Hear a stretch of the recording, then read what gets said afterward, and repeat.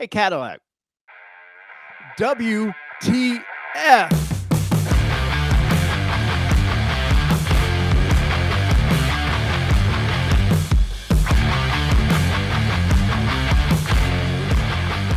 What is going on, All-Terrain Nation? Whether it be two-wheel drive, four-wheel drive, or these EVs, we're all going to be forced to drive. This is your All-Terrain Nation. I'm your host, David Boyd, and today we are going to talk a little bit about the all-new Cadillac Escalade IQ. And this thing's a head-scratcher. It's a beautiful-looking car. I'm going to crap on it just a little bit, but in the end, I think it's a magnificent-looking car, and it's very Cadillac, and their design is killing it, except for there's one that I just don't like.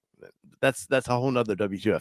Anyways, I want to get into this, so let's bring this news up. And this came to us from the Cadillac media. So the Icon goes all electric, introducing the 2025 Cadillac Escalade IQ. The first ever all-electric full-size SUV from Cadillac refines luxury SUV experience with Cadillac's estimated 450 miles of range. Remember, estimated. Let's put a pin in that one. And the Super Cruise delivers assistance technology, the bi-directional charging capabilities, reimagined interior and exterior design, and zero tailpipe emissions. Well, there's emissions to make that car go. Anyways, but I want to get into this thing because $130,000. Now we can start right there. $130,000 for this thing right here. Now, it's a Cadillac, I know. So when you see that Cadillac brand, there's a certain clientele that expects their Cadillac to be expensive. And generally with Cadillac, you get a lot of the new technology. There's certain things they put into Cadillacs that they don't. They kind of let it, it's that trickle down economics. You put it up here and it just falls down into the other things, except for with EV technology. I don't see that happening anymore. It used to be that the Cadillac was where they tried everything out, and there's that client base that was willing to pay for the new and latest tech, except for how much more tech can we put in these damn things? Because it's got four wheels, so it gets you there. That's the original tech, right? That's the horse and buggy got us there.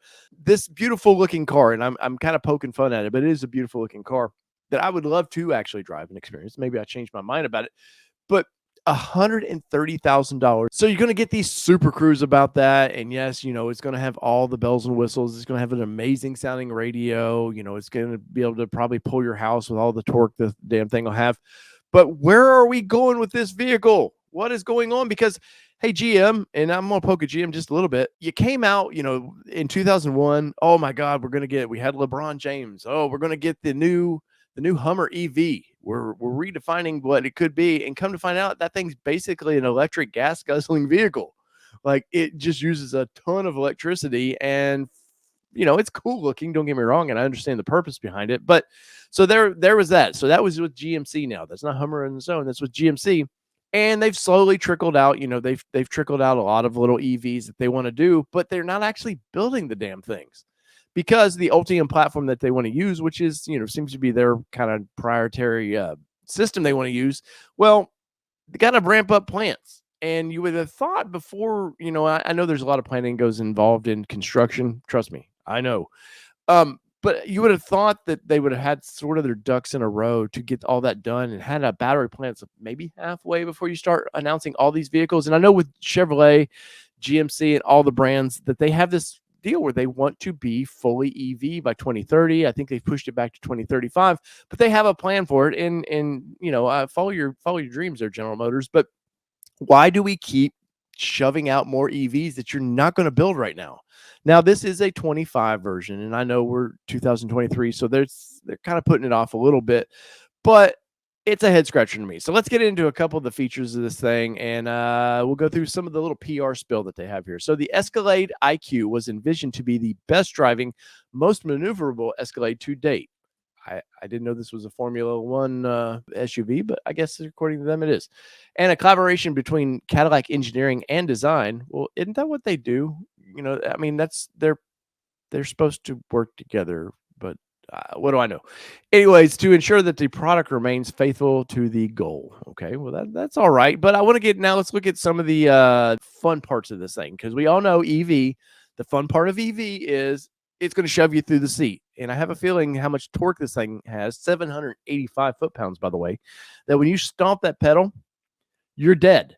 Your ghost is sitting there in that position, like where you push the throttle, the truck took off probably through the woods somewhere, and you're floating up to whatever you believe in, but you're floating up in that driver's position because it's got so much torque, so much horsepower that, well, your body just couldn't take it.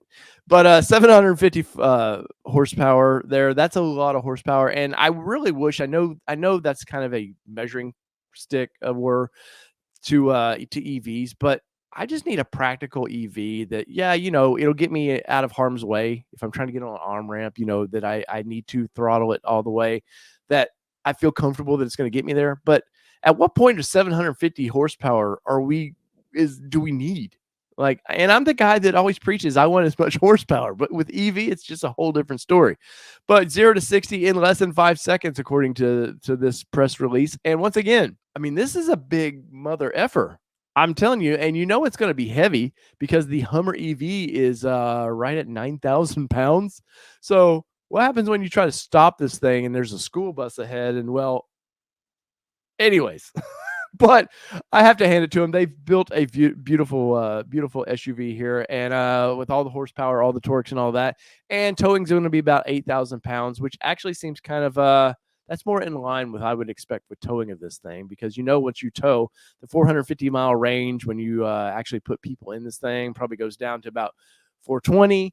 You put the boat on the back of it, suddenly you're at 130 miles of range, and well, you better hope that there's some charging out there, because, well, that's one thing all these manufacturers haven't counted on just yet.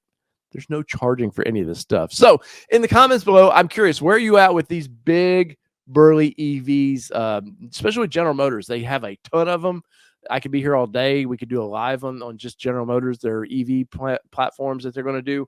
A lot of them are very cool. Some of them I'm a head scratcher because I don't understand the cost that they're going to be. And then, well, that's the whole next thing. The Silverado EV supposed to start at like $39,000, and now the work truck version of that is like 70,000, something ridiculous. I don't know. I don't know who can afford these things, but if you can, you're a badass in my opinion. So whether it be 2-wheel drive, 4-wheel drive, or these EVs, we're all going to be forced to drive. It's been your All Terrain Nation. I'm your host, David Boyd, and we're out. Peace, everybody. Love y'all.